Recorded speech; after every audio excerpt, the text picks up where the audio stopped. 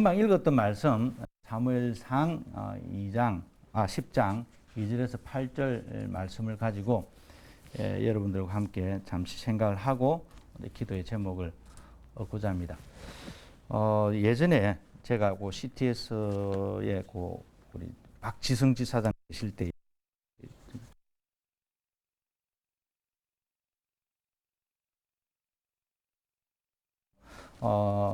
많이 은혜를 받고 또 좋은 관계를 가졌었는데 한동안 뭐 코로나도 오고 하면서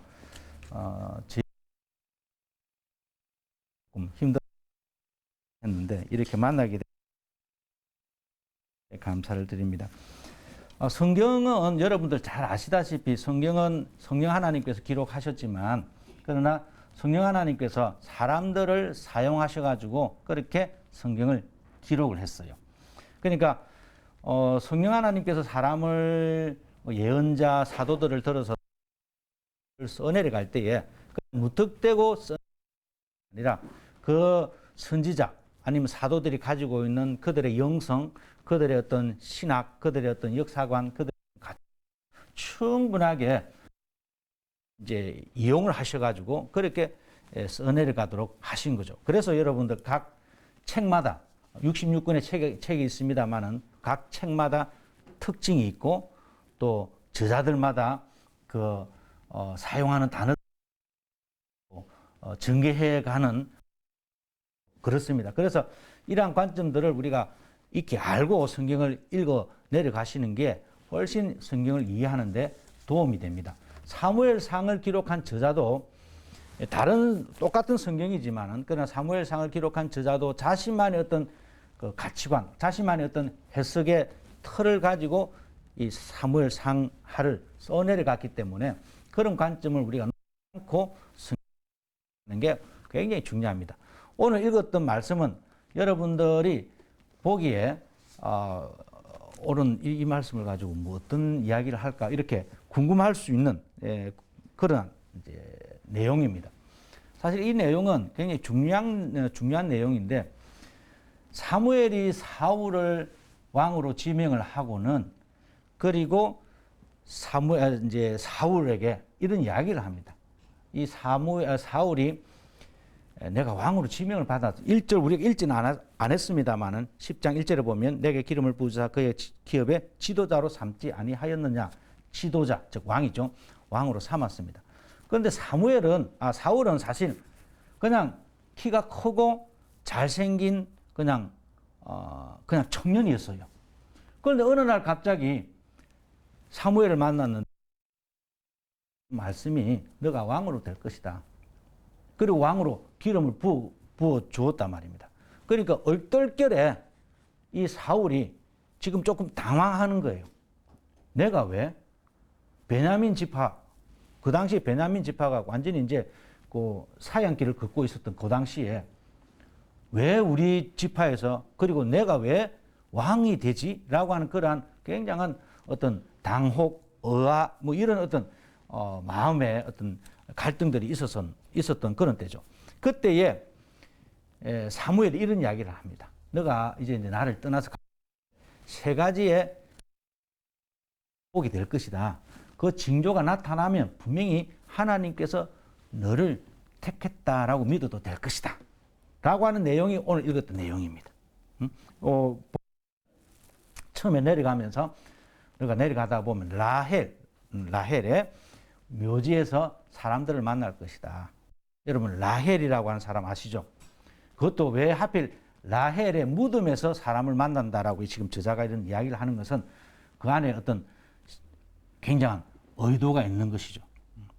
오늘 뭐 할 이야기는 말씀을 못 드리지만은 사울이 라헬의 묘실에서 두 사람을 만난다는 것은 사울의 죽음을 이미 여기서 이야기를 하고 있는 겁니다. 자, 어쨌든 두 사람을 만나 더 내려가다 보면은 시간이 없으니까 간단히 넘어가겠습니다. 상수리 나무에서 사람을 만날 텐데 그 사람들이 너에게 그 사람 떡을 3덩이 가지고 있는데 너한테 떡 2덩이 뭐 3덩이를 가지고 있으면 3덩이를 다 줘야 되는데 왜 2덩이만 주죠? 어쨌든 이거는 너가 앞으로 왕이 되어서 대관식을 거행할 것이다 라고 하는 선지자의 예언이기도 합니다. 그럼에도 불구하고 세 덩이에서 두 덩이를 준다고 하니까 이거 뭔가 투릭이 있는 것이죠. 사울에 대한, 결국 사울이 나쁘게 끝날 것이다 라고 하는 것을 이 저자는 이미 알고 그것들을 이야기로 이렇게 풀어내는 겁니다. 그리고 세 번째는 이런 이야기입니다. 5절을 보시면 블레셋 하나님의 산에 이르리니 그곳에서 블레셋 사람들의 영문이 있느니라. 내가 그리로 가서 그 성읍으로 들어갈 때에 선지자를 만나는데 그 사람들로 말미암아 너가 영을 받고 완전히 새로운 사람이 될 것이다. 이렇게 세 가지 예언을 했단 말입니다. 이 예언이 어느 정도 이렇게 10장을 여러분 읽어 내려가시면 됩니다. 그대로 형성은 이제 이루어지긴 이루어져요. 자, 그런데 오늘 제가 여러분들하고 생각을 조금 더 깊이 묵상을 하고자 하는 말은 이 이야기입니다. 6절에 여호와의 영이 임하여서 너가 새 사람이 될 것이다. 새로운 사람. 이 새 사람이라고 하는 말은 말이죠. 김산대기가 은혜 받고 변해가지고 새로운 그런 어떤 의미에서의 새 사람이 아니고 완전히 딴 사람이라고 하는 의미입니다. 지금까지 존재해왔던 사울이 아니라 완전히 새롭게 재창조된 사울이 될 것이다 라고 그 원문에는 그런 식으로 나옵니다. 그러니까 하나님의 영이 임하면 우리가 그냥 내가 조금 마음 고쳐먹고 바르게 살자 뭐 이 정도로 변하는 것은 아니고요. 하나님의 성령이 임하면 내가 180도로 나의 모든 생각과 인격들이 다 바뀐다는 것입니다. 사울이, 신약에 나오는 사울이 예수 그리스도를 만남으로 말미암아 그의 인생이 완전히 바뀝니다. 내 안에 사는 것은 내가 아니고 예수 그리스도라고 자기의 어떤 존재의 가치를 자기 자신에게 두는 것이 아니라 예수 그리스도 안에 둡니다. 그리고 내가 이렇게 사는 것은 하나님의 은혜라고 합니다. 하나님의 은혜로 자기의 인생을 다 해석하고 재해석하고 자기 인생에 생각하고 판단하고 또 행동하는 모든 기준을 어디다 둡니까? 은혜에다가 두었어요. 그전에는 어디에 두었습니까? 율법에 두었습니다.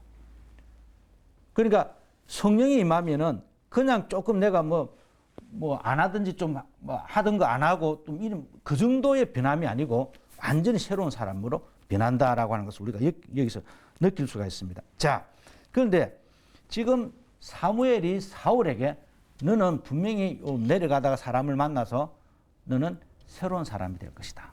자, 여기서 지금 사울에게 하나의 숙제를 사실은 던지고 있어요. 여러분 5절에 보시면 그 후에 내가 하나님의 산에 이르리니 그곳에는 블레셋 사람들의 영문이 있느니라. 이 하나님의 산이라고 하는 이 단어는 말입니다. 사실은 이 하나님의 산이라고 나오지만은 원문에 보시면 이게 사울의 고향으로 나오기도 합니다. 사울의 고향. 그러니까 너 고향에 한번 내려가면은 너 고향 마을에 가면은 거기에 블레셋 사람들의 영문이 뭐예요? 한자를 요즘 분들 한자를 잘 모르시는 분들이 많이 계신데 젊은 분들 많이 계신데 이 영문이라고 하는 말은 군막사를 말합니다. 수비대가 있었다는 겁니다. 세번역에 보시면 블레셋에 수비대가 있을 것이다. 그렇게 이야기를 합니다. 그러니까 풀이를 하자면 이런 말입니다. 제가 일본에서 한 25년을 사역하다가 한국에 왔어요. 한국에 왔는데 보니까 아니 우리 고향이 내 고향이라고 왔는데 이 고향, 이 한국 땅, 이 특히 부산 땅이 일본 사람들한테 완전히 사로잡혀가지고 식민지를 당하고 있다. 그러한 이야기입니다. 지금 사울이 자기 고향으로 내려갔는데 자기 고향에 가보니 거기에 이방 사람들, 블레셋 사람들이 주둔지를 형성하고 천막을 치고 장막을 치고 거기에 주둔하면서 그 동네에 사는 사람들을 착취하고 유린하고 못 살게 굴고 했다는 겁니다. 그러면 당연히 사울의 마음에는 의분이 생겨났을 거예요. 누구든지 자기 집에 와서 자기 물건을 훔치고 자기 가족을 해치고 하면 분이 생겨나잖아요.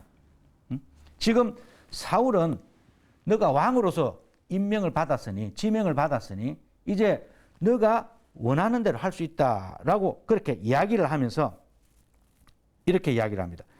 7절에 보시면 이 징조가 내게 임하거든 너는 기회를 따라 행하라. 요 개역 개정에도 기회를 따라 행하라고 나오지만은 원문에는 이런 뜻입니다. 너 손에 그게 옳다라고 생각을 한다면 그대로 행하라. 그러면서 하는 말입니까? 하나님이 너와 함께 하실 것이다. 여러분 이런 경험 있으십니까? 지금 내가 이렇게 하는 것이 하나님의 뜻인데 내 지금 이렇게 하고 싶어. 그런데 지금은 안 돼. 지금은 내 돈도 없고 내 몸도 약하고 내가 또 좀 힘도 없고 하니까 조금 있다가 해야지. 그런 마음이 생겨날 때 있죠. 지금 상황이 그런 상황입니다. 사무엘이 사울에게 너가 너 고향에 가면 분명히 이 민족을 지금 해치고 핍박하고 있을 것이다. 그런데 너가 그거를 보고 이 사람들을 당장 쫓아내어야 되겠다라고 하는 그러한 생각이 들면은 그대로 해라. 하나님이 너와 함께 하기 때문에 충분히 가능하다. 라고 그렇게 이야기를 했다는 이야기입니다. 그런데 이걸 못하죠. 사울은. 이게 사울의 첫 번째의 실수입니다. 실수라고 할까? 사울의 나약함이죠. 하나님이 함께 하신다라고 하는데 하나님이 함께 하기 때문에 너는 너희 고향에 가서 블레셋 사람들 보면은 당장 그들을 쫓아내도록 충분히 할 수 있다. 왜? 하나님께서 함께 하시기 때문에. 그런데 사울은 못합니다. 우리는 그런 생각을 합니다. 여러분 중국의 그 전술서 가운데에 병법서 가운데에 손자병법이라고 있습니다. 손자병법의 가장 그 기본되는 핵심적인 내용은 뭐냐면은 너가 적을 보고 싸워서 딱 이길 수 있다라고 하는 확신이 들 때 전쟁을 일으켜라. 그게 손자병법의 그 핵심입니다. 그 손자병법이랑 또 한 가지가 있어요. 그 중국의 2대 그 병법서 가운데에 또 하나는 36개라고 하는, 우리 어린 때 뭐 36개 주례랑 친다라고 하는 그 36개, 원래는 책 이름입니다. 36개라고 하는 그 전술서가 있어요. 그 36개의 기본 핵심은 상대를 보고 아니다 싶을 때는 구태해라. 이게 36개의 그 핵심입니다. 그러니까 인간들은 내가 저 사람을 보고 야, 싸워서 안 되겠구나. 안 될 때는 피하는 게 상책입니다. 이게 인간의 논리예요. 보편적인 진리고. 이거를 성경이 무시하는 게 아닙니다. 성경도 이러한 인간의 보편적인 진리를 이용을 하고 인정을 합니다. 그러나 여러분, 우리는 진리대로, 상식대로, 보편적인 어떤 질서를 가지고 우리가 살아가지만은 때때로 우리 인생의 기적을 우리는 원하고 기도하고 또한 체험까지 하면서 살아가는 게 인생입니다. 여러분들 인생 가운데 기적 없는 인생이 있어요? 여기 앉아있는 그 자체가 어떻게 보면 하나님의 기적입니다. 그럼 우리는 기적으로 말미암지 않고 살아갈 수가 없어요. 기도하잖아요. 하나님 나에도 기적 한번 일으키게 해달라고. 일으켜 주시옵소서라고. 기적이 일반적인 건 아니기 때문에 기적입니다. 기적이 일반적인 것이 아니기 때문에 기적이 없다라고 우리가 말할 수는 없는 거예요. 기적은 있습니다. 지금 사울에게 마치 기적과 같은 일이 일어날 것이니까 하나님, 전지전능하신 하나님께서 너와 함께 하니까 너 손에 이것이 바르다라고, 이것을 꼭 해야 되겠다, 이거는 하나님의 뜻이다라고 생각이 들면은 무조건 해라. 그러면 하나님께서 너와 함께 하시기 때문에 분명히 그렇게 될 것이다. 지금 사무엘은 사울에게 너가 왕이 되는 조건으로 이런 것들을 해야 된다라고 지금 사울에게 이야기를 하지만은 사울은 그것을 행하지를 못합니다. 내가 지금은 왕이 아니니까. 내가 비록 기름 안수를 받았지만은 내가 지금 가자라고 한다고 해서 누가 나를 따라오겠습니까? 내가 그리고 또 블레셋 사람들과 나를 좀 도와달라고 하면 누가 도와주겠습니까? 분명히 사울은 그렇게 생각을 했을 겁니다. 인간적으로 봐도 충분히 말도 안 되는 소리죠. 아니 지금 이제 당장 젊은 친구 보고 가서 싸우라니. 사무엘이 좀 너무한 거 아니야? 사무엘이 좀 이상하네. 사무엘이 좀 이상한 것 같아. 라고 충분히 말해도 틀린 말이 아닐 정도로 그러한 상황이지만 사무엘은 그런 이야기를 합니다. 인간의 상식을 뛰어넘는 이야기를 하는 거죠. 내가 도무지 감당하지 못하는 이야기를 지금 사무엘은 사울에게 요구하고 있습니다. 이게 이스라엘의 지도자가 될 수 있는 요건인 것이죠. 하나님만 의지하는 것이죠. 여러분, 이와 똑같은 이야기가 언제 나옵니까? 다윗에게 나옵니다. 다윗이 기름을 부음을 받아요. 그리고는 어릴 때에 하나님의 인치심을 그는 왕으로 지명을 받습니다. 그런데 어느 날 형님들이 싸우는 전쟁터로 나갑니다. 그런데 저기 보니까 말이죠. 키가 엄청 큰 골리앗이라고 하는 거인이 하나님의 군대를 막 능욕하고 멸하고 있다는 말입니다. 아무도 나가지를 못해요. 아무도 저 골리앗과 싸워서 싸우려고 생각지도 않고 이거는 무조건 싸워서는 이거는 무조건 100점 100패다라고 모든 이스라엘 사람들이 다 그렇게 생각을 하고 있는 그런 와중입니다. 사울 절대로 이건 우리 이길 수 없다라고 하는 그러한 와중에 다윗이 뭐라고 그럽니까? 다윗이 내가 나가겠다. 내가 저 하나님을 모르는 저 이방인을 내가 죽이겠다라고 하면서 자기가 나가겠다고 합니다. 그런데 참 아이러니한 게 말이죠. 그때 사울이 뭐라고 합니까? 나가는 다윗을 보고 다윗에게 하나님께서 너와 함께 하신다. 똑같은 이야기입니다. 사울하고 다윗이 지금 똑같은 상황에 있어요. 사울도 지금 이 블레셋이라고 하는 정말 지금 싸워가지고는 뭐 100점 100패 뭐 도무지 이길 수가 없는 그런 상황에서 지금 하나님의 그 사자 사무엘은 나가라고 하는 거고 지금 다윗 역시 골리앗과 싸워서 이길 수가 없는 거죠. 이거는 손자 병법 그러니까 인간의 보편적인 진로로 이야기를 하자면 절대로 나가서는 안 됩니다. 나갔다가는 그냥 죽는 거죠. 그런데 다윗은 나갔습니다. 사울은 못 나갔어요. 동일하게 하나님은 우리와 함께 하시고 동일하게 하나님께서 우리를 항상 인도하시고 우리를 축복해 주시고 우리에게 기적을 베푸시는 하나님을 알면서도 그런 하나님을 믿으면서도 이쪽은 믿지만 지금은 아니야. 여기는 믿기 때문에 지금 나가는 거고 이게 다름입니다. 이게 사울과 다윗의 차이점이죠. 이게 우리의 믿음의 도전이 된다는 겁니다. 우리가 살면서 이걸 어떻게 감당하지 이거를? 제가 오늘 10시 반에 와가지고 본부장님에게 이 건물이 세워져 갔던 이야기들을 간증을 좀 들었습니다. 인간이 할 수 없는 일이죠. 우리 인간이 어떻게 감당이 되겠습니까? 그게 모든 일은 그렇습니다. 내가 살아와 보니 하나님의 은혜다라고 바울이 자기 인생의 해석의 기준점을 은혜로 잡았듯이 우리 역시 내 인생, 내 자식, 내 삶, 우리 교회 모든 것들이 하나님의 은혜라고 하는 이러한 틀을 가지고 자기 자신을 해석할 수 있어야 됩니다. 이게 해석이 안 되면 우리는 사울과 같은 이야기입니다. 은혜를 입고 은혜를 머금고 살아가지만 그래도 지금은 아니야. 조금 내가 근육을 키워가지고 근육남이 되어서 내가 이제 골리앗과 싸우면 싸우지. 지금 내가 어린데 어떻게 나가서 싸웁니까? 지금은 아니죠. 조금 천천히 해도 됩니다. 하나님께서 기다려 주십니다. 충분히 그런 이야기들은 우리들 가운데서도 공감을 얻고 맞아.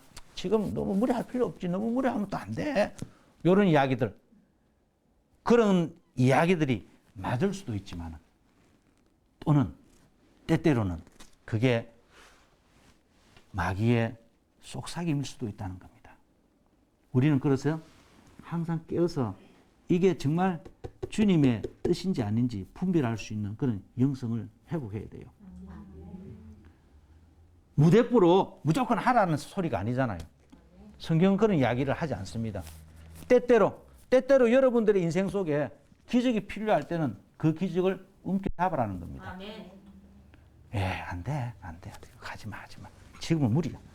라고 우리가 생각을 한다면 여러분의 인생은 항상 무리의 인생으로 그냥